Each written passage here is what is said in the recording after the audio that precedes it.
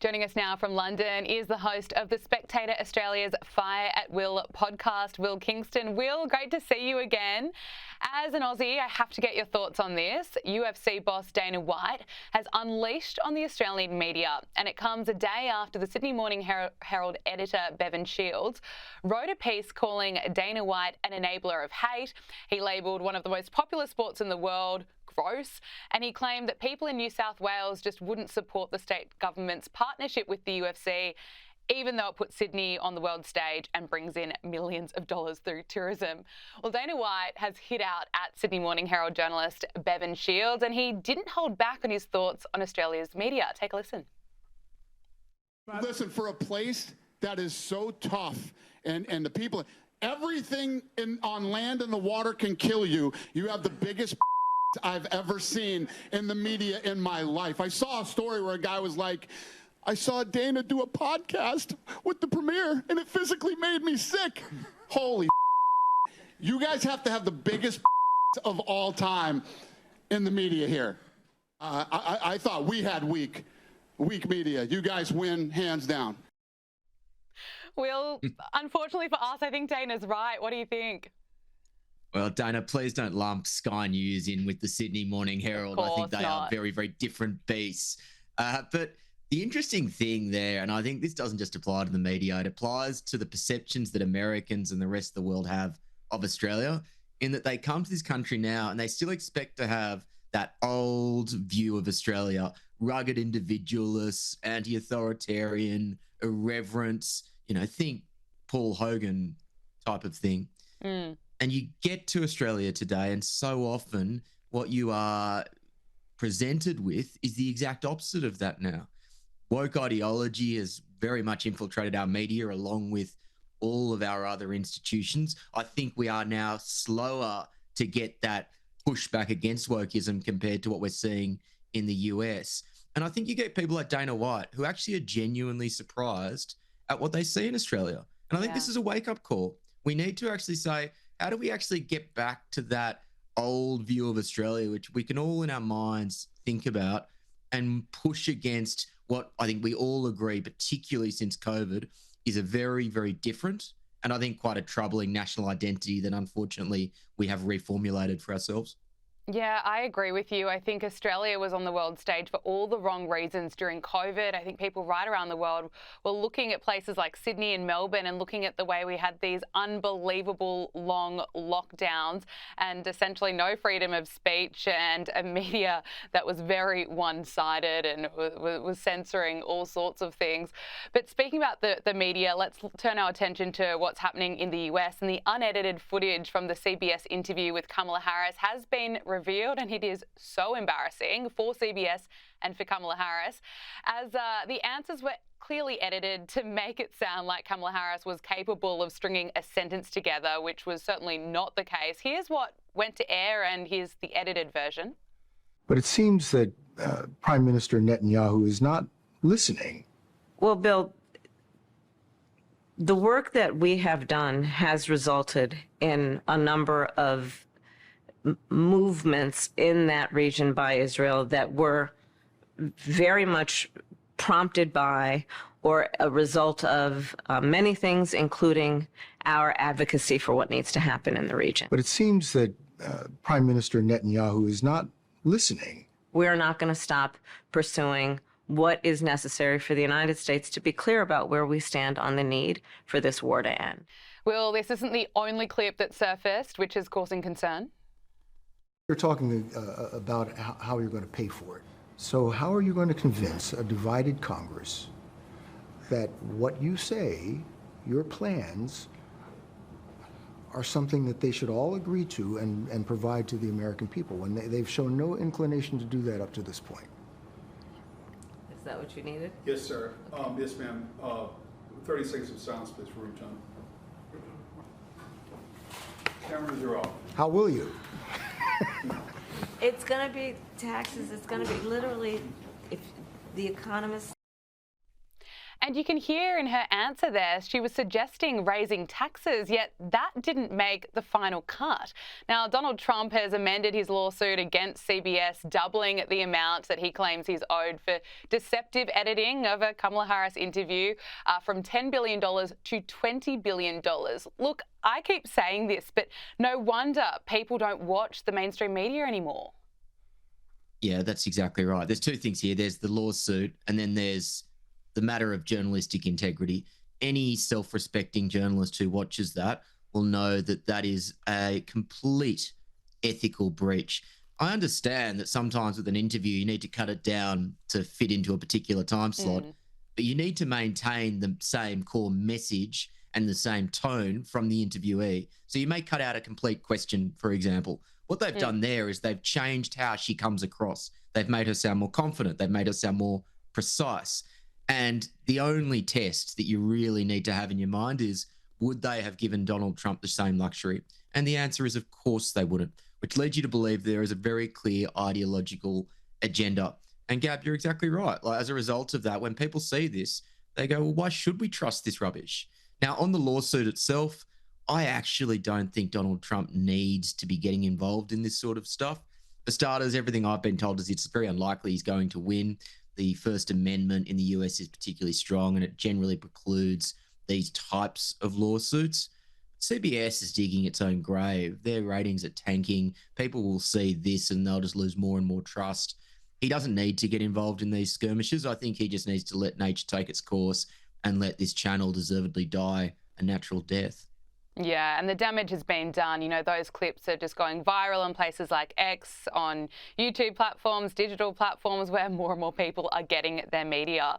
Look, Will, you're probably feeling a sense of relief at the moment over in London, knowing that Harry and Meghan won't be moving back anytime soon. Donald Trump has ruled out deporting Prince Harry. There were, of course, calls for Harry to be deported if it turned out that he lied on his USA visa application about his past drug use.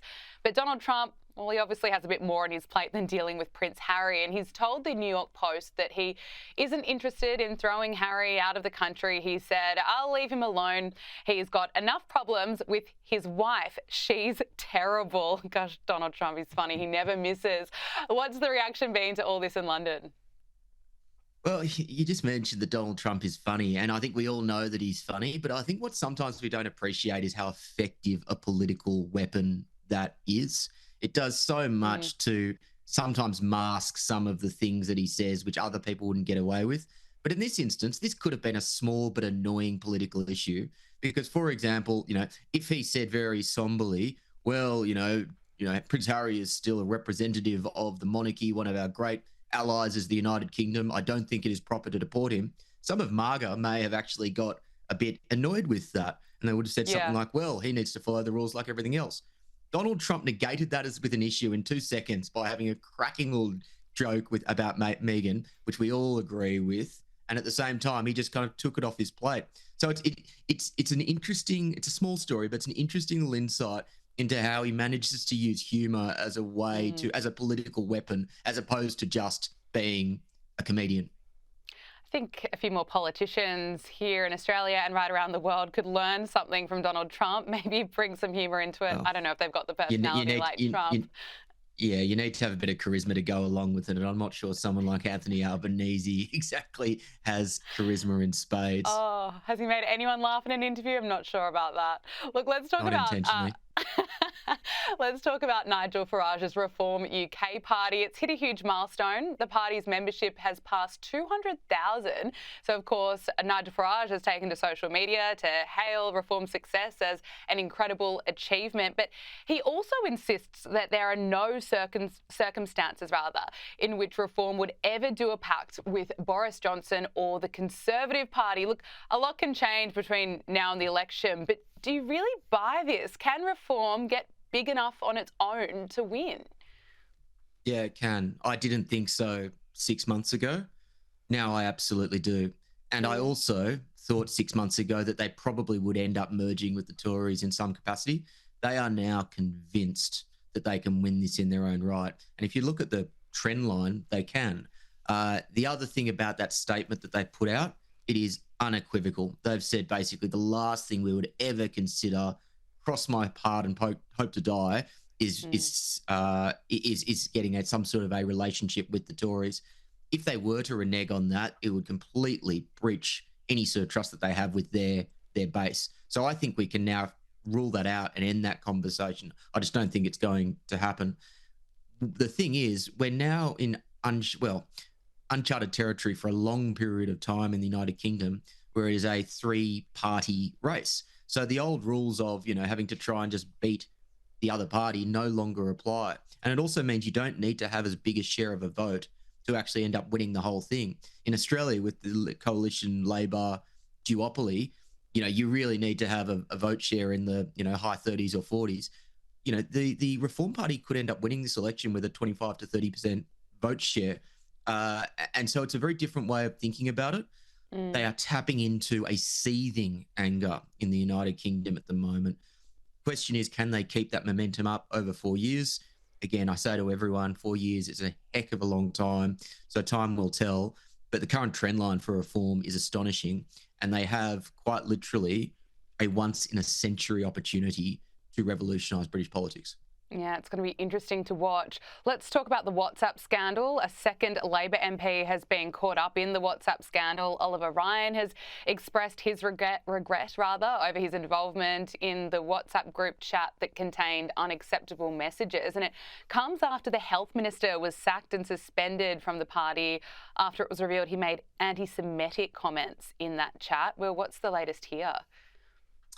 There's a few things that I think we need to keep in mind here. So this was the health minister, and someone in that group has obviously leaked all of the messages. And one of those messages was along the lines of, or just berating an elderly person in his electorate, as well as some very, very poor taste, or morally abhorrent, I should say, anti-Semitic comments. The first thing is, I don't think he's just being sacked for something that is morally abhorrent. He's being sacked for stupidity. Like, if you're a politician in this day and age, you should be well aware that anything you put down on paper or put down virtually could be used against you. So this is a punishment for stupidity as much as anything else. I think it opens some old wounds around anti-Semitism in the Labor Party. So if you remember, under Jeremy Corbyn, the previous leader, they had several scandals regarding anti-Semitism, and there was a perception that the Labor Party was institutionally anti-Semitic. This certainly won't help that perception, which, in fairness to Keir Starmer, one of the few things he's actually done relatively well is to start to actually manage that perception. But look, this is one of those stories where you just go, how stupid can you possibly be? I don't think it'll be a long-standing crisis for the Labor Party, but because Keir Starmer has made his entire reputation around this sort of pearl-clutching moralism, being the firm abider of the rules, these sorts of stories hurt Labor more than other parties because it just makes them out to be hypocrites. It makes them out to be like every other type of politician. Yeah, absolutely. I think you're right. Getting sacked for stupidity, it's unbelievable that politicians, no matter who you are, if you've got a public profile, what are you doing putting, anti-Semitic comments anywhere, but inappropriate messages? Yeah. They're going to come out. Look, finally, it's been revealed that just over 10% of young people in Britain are prepared to fight for the country, and only 4 out of 10 people in Britain are proud to be British. This is according to a new YouGov survey, and it found that a large minority of Gen Zs in Britain said that there were no circumstances at all that they would take up arms for their country. Will, what do you put this down to? I think it's a perfect storm, and I wouldn't be surprised if you saw similar outcomes in a country like Australia. I think maybe there's been a bit of a bounce back under Trump, but in recent years, you'd probably see something similar in the US. I think, in the UK, we've had 20 years where the economy has been stagnant, and so living standards have declined. And that means that people, to be honest, similar to Australia, young people feel like they don't have a fair shot anymore. They don't have a fair shot getting a house. They don't have a fair shot, being able to get a good job. They're saddled with debt.